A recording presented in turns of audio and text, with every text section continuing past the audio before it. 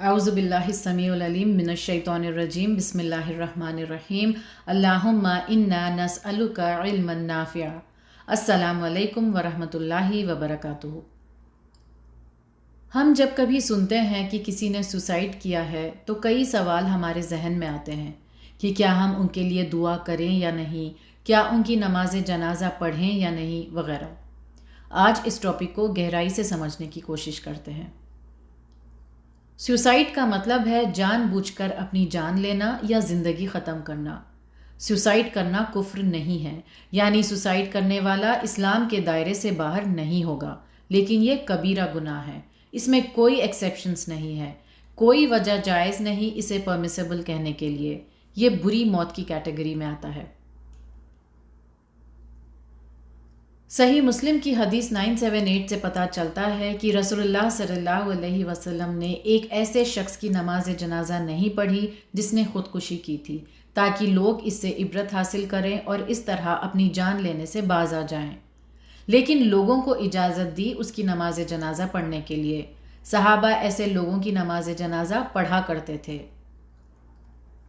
کیونکہ رسول اللہ صلی اللہ علیہ وسلم نے ایسے شخص کی نماز جنازہ نہیں پڑھی، کچھ علماء کے نزدیک یہ سنت ہے کہ عام انسان جو سوسائڈ کرتا ہے اس کی نماز جنازہ نہیں پڑھی جائے، لیکن کچھ سکولرز کے مطابق ہم پڑھ سکتے ہیں کیونکہ رسول اللہ صلی اللہ علیہ وسلم نے اس کی اجازت دی تھی۔ تو علماء نے یہ کنکلوڈ کیا ہے کہ نان ایکسیپٹنس کے اظہار کے تحت خلیفہ، بادشاہ، پریزیڈنٹ، لیڈر، میئر، گورنر، جج یا علماء کو سوسائڈ کرنے والے کی نماز جنازہ نہیں پڑھنی چاہیے، لیکن یہ بھی انکریج کیا ہے کہ کم از کم کچھ مسلمان تو ضرور پڑھیں۔ ایسے لوگوں کا کفن، غسل اور تدفین مسلمانوں کی طرح ہی ہوگی اور وہ مسلمانوں کے قبرستان میں ہی دفنائے جائیں گے کیونکہ وہ مسلمان ہی تھے۔ ایسا انسان پرماننٹلی جہنمی ہے، ایسا ہمیں نہیں کہنا چاہیے۔ اللہ کی مرضی ہے کہ کس کے ساتھ کیسا معاملہ کرے۔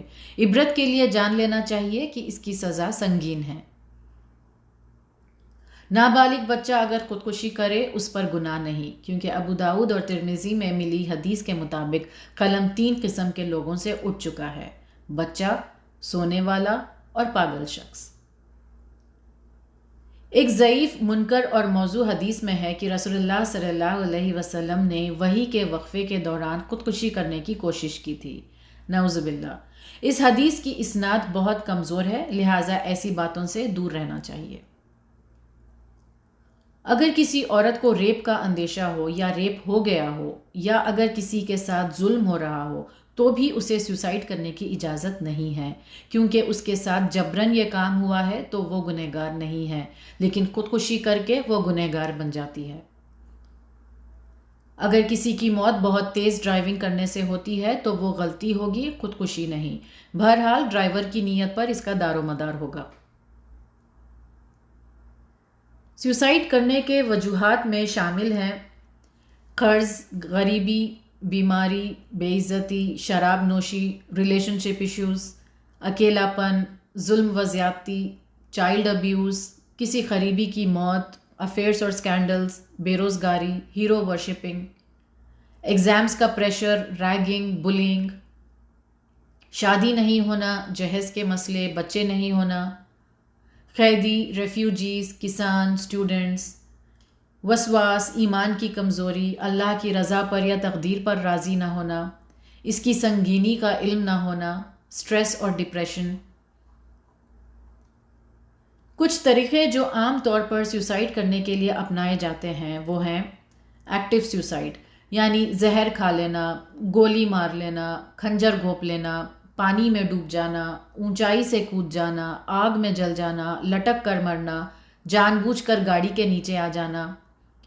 اور ایک ہوتا ہے پیسو سوسائڈ، جیسے قابل علاج زخم یا بیماری کو نظر انداز کرنا، پانی یا آگ میں موت کا اندیشہ ہو تو حرکت نہ کرنا، کسی زہریلے یا جنگلی جانور سے بچنے کی کوشش کی جا سکتی ہو لیکن نہ کرنا۔ کچھ اور طریقے ہیں سوسائڈ بامبر، ہنگر سٹرائک وغیرہ۔ اگر کسی کے فیملی میں یہ حادثہ ہوتا ہے تو فیملی ممبرز کو ان کے لیے رحمت، مغفرت اور بخشش کی دعا کرنی چاہیے۔ انہیں دعاؤں کی بہت ضرورت ہوتی ہے۔ ان تک پہنچانے والے نیکیوں کو اچھے اعمال کے ذریعے کرنا چاہیے، جیسے ان کے نام پر صدقہ جاریہ۔ آن این ایوریج ہر روز 132 سیوسائڈز ہوتے ہیں دنیا میں۔ یہ ایک گلوبل پرابلم ہے اور یورپ میں سیوسائڈ ریٹ سب سے زیادہ ہے۔ انڈیا میں سب سے زیادہ سیوسائڈ اٹیمپٹس ایسٹ انڈیا اور ساؤتھ انڈیا میں ہوتے ہیں۔ اسٹیٹسٹکس کے مطابق مرد زیادہ سیوسائڈ کرتے ہیں اور 10 سے 35 سال کی عمر کے لوگ سب سے زیادہ اس چیز کے شکار ہوتے ہیں۔ جتنے لوگ سیوسائڈ کرتے ہیں اتنے ہی لوگ سیوسائڈ کرنے کے بارے میں سوچتے بھی ہیں۔ سپٹمبر کو national suicide prevention awareness month کہا گیا ہے، یعنی اس مہینے میں اس کے اویئرنیس سے ریلیٹڈ مہم چلائی جاتی ہے۔ خودکشی کی روک تھام پر حکومتی سطح پر عمل صرف 38 کنٹریز کرتے ہیں۔ National suicide prevention life lines بھی پرووائڈ کرتے ہیں۔ حکومت ہند یعنی گورنمنٹ آف انڈیا موت کو خودکشی کا درجہ دیتی ہے اگر وہ ان 3 میں سے کسی ایک وجہ سے ہوئی ہو: غیر فطری موت یعنی ان نیچرل ڈیتھ ہو، یا مرنے کا ارادہ انسان کے اندر ہوا ہو، یا مرنے والے نے کوئی سیوسائڈ نوٹ چھوڑا ہو۔ جو لوگ خودکشی کرنے کا رجحان رکھتے ہیں ان کے لیے ممکن حل ہے کہ جان لینا کہ آخرت کی سزا دنیا کے اس غم سے زیادہ سنگین ہے۔